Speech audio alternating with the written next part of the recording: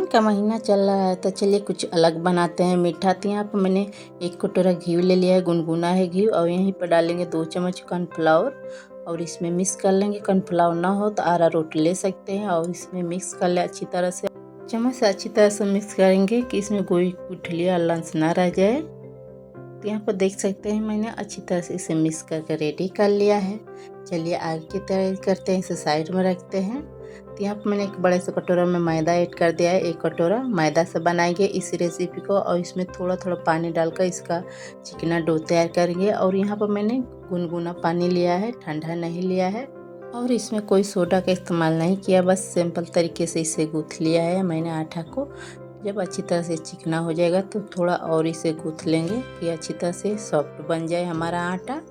इसे गूँथने के बाद हाथों में लेंगे और इसे थोड़ा और चिकना कर लेंगे मसलते हुए। अब इसे चकोए पर धरेंगे, थोड़ा इस पर भी चिकना कर लेंगे दबाते हुए हाथ से कि ये अच्छी तरह से रोल हो जाए। तो यहाँ पर अच्छी तरह से चिकना रोल हो चुका है। अब चलिए इसे 4 भाग में कट करते हैं एक एक करके।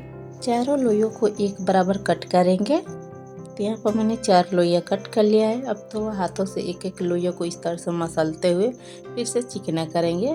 तो कई बार इस तरह से मैंने मसल लिया है और चिकना कर लिया है। इसी तरह से जो बाकी की लोइयाँ है उसे भी चिकना कर लेते हैं अच्छी तरह से। तो यहाँ पर देख सकते हैं सारी लोइयाँ हमारी चिकनी हो चुकी है और इसे मैंने एक कटोरे में रख दिया। अब इसमें से जो ऑयल और कॉर्नफ्लावर को मिक्स करके रखे थे उसमें से 1 चम्मच लेंगे और अच्छी तरह से इसे पर लगा लेंगे कि ये सूखेगा नहीं हमारा आटा। अच्छी तरह से मैंने यहाँ पर चारों तरफ से कोटिंग कर लिया है। अब इसे ढककर छोड़ देंगे 10 मिनट के लिए। 10 मिनट बाद इसकी रेसिपी तैयार करेंगे। तो यहाँ पर मैंने एक प्लेट से ढक दिया है। 10 मिनट बाद इसे फिर से देखेंगे। तो चलिए इसे फिर से देखते हैं। तो यहाँ पर बिल्कुल सॉफ्ट हो चुका है, इसे और भी सॉफ्ट बनाना है। तो यहाँ पर मैं इसकी और घी लिया है और इसमें डिप करेंगे इसे। तो पहले इसमें बीच में से होल करते हैं, हाथों से इस तरह से होल कर लेंगे अच्छी तरह से। तो यहाँ पर होल हो चुका है देख सकते हैं। अब इसे कॉर्नफ्लावर वाला घी में डिप करेंगे।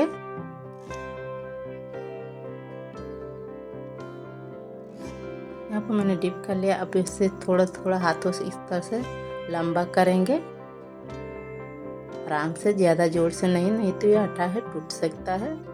और इस तरह से घी लगाते हुए इसे बड़ा कर लेंगे। तो यहाँ पर मैंने इतना बड़ा कर लिया है। अब चलिए इसे मोड़ते हैं फिर से एक बार। तो यहाँ पर मैंने मोड़ लिया है इस तरह से। तो यहाँ पर देख सकते हैं अच्छी तरह से मोड़ कर रेडी हो चुका है। इस तरह से जो बाकी है चारों को मोड़ कर रेडी कर लेंगे एक बार इस तरह से चलाते हुए, और इसे 10 मिनट के लिए फिर से छोड़ देंगे रेस्ट पर। 10 मिनट बाद इसे फिर से इस तरह से बनाएंगे। तो यहाँ पर 10 मिनट हो चुका है। चलिए फिर से इसे घी की ओर ले चलते हैं बनाने के लिए इसे। तो यहाँ पर फिर से मैंने घी में डिप कर दिया है। इसे सेम टू सेम पहले वाला ही इस प्रोसेस करना है, लंबा करना इस तरह से दबाते हुए। इसी तरह से हम रिपीट करेंगे 10 बार। अच्छी तरह से इसमें से लच्छा निकलने लगेगा और सारे लोइयों को इस तरह से करेंगे 10 मिनट रेस्ट देते हुए, और 10 बार इस तरह से रिपीट करना है इसे। यहाँ पर 2 बार हो चुका है। अब चलिए फिर से इसे 10 मिनट के लिए छोड़ते हैं। तो यहाँ पर मैं तीसरी बार फिर से रिपीट कर रही हूँ इसे।